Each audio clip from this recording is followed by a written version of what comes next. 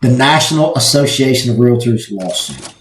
This video is for the consumer. It's for the buyer and the seller to break down what this means, why it happened, and what it means for you. Will it cost you more or less to sell a house? What are the advantages and disadvantages? I'm going to make this thing quick and just explain it, and you can kind of take a vision from there. And at the end, I'm going to offer you something special if you're looking to buy or sell in order to help you navigate this process with a top agent in town, Gene Darden.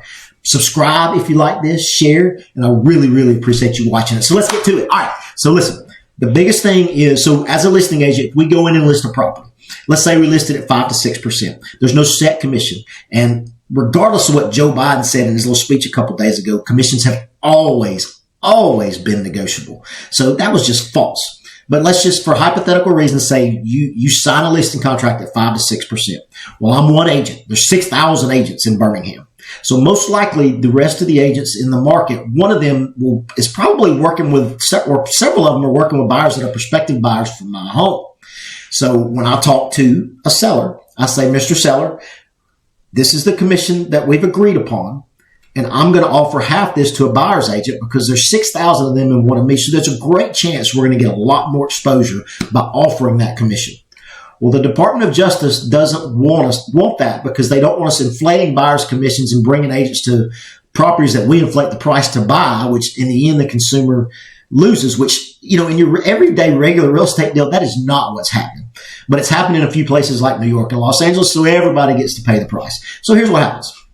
So when you do that, the Department of Justice has decided in that lawsuit they do not want commissions commingled. Commingled meaning they don't want the seller to be responsible for listing commission and buyer's agent commission. They want the buyer to pay the buyer's agent commission. They want the seller to pay the listing commission. They want those things separated so there's no colluding in between that's bad for the consumer. So that's the whole reason for this lawsuit. So now there's a settlement, and that's why everybody's like, oh my God, there's a settlement. And the settlement states, okay, in order to not collude in MLS, you cannot offer a buyer's agent commission. That's so you can't throw a big number out there and draw people on overinflated properties. So when you now, as a buyer's agent, when you're out looking at properties, as of July, you will not know if they're offering a commission or not unless you talk to that agent. And most likely buyer's agents will be negotiating their commission on every contract by writing that commission in and then negotiating their value, their commission, all those things within.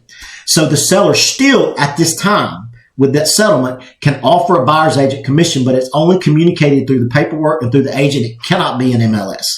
So I can do it through websites. I can do it through social media. I can do it through marketing, all those things. But listen, that settlement, it hasn't gone back to the Department of Justice yet, and I'm not sure they're going to accept it. Here's why.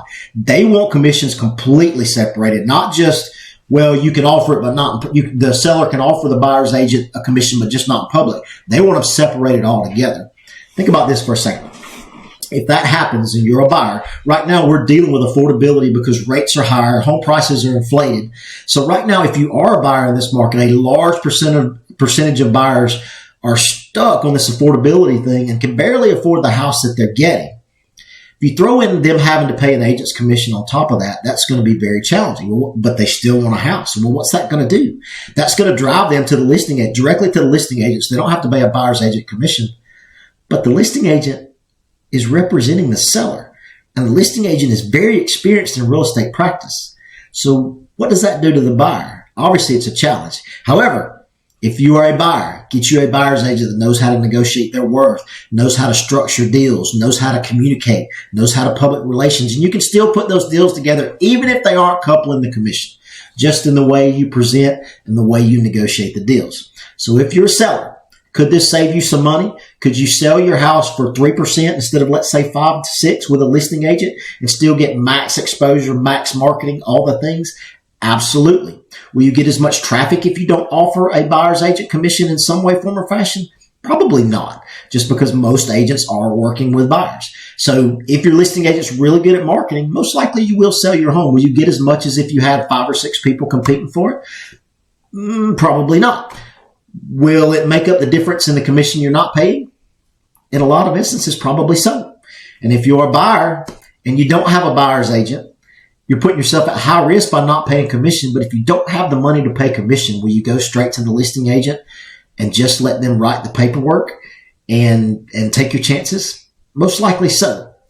So now that the government's got their hands in real estate, that's the whole picture. And you're sitting there thinking, well, wait a minute. There's a few people that are going to get left holding the bag, and it's more so the consumer than the agent. Yep. That's the attorneys, that's the U.S. government, and that's the current settlement, and it's not finished yet. Now listen, if you want to list your house for 3% and you want a top marketer, and you want me to give you the details about the rest of what I would do to get max exposure for you, DM me, call me, 205-426-1113.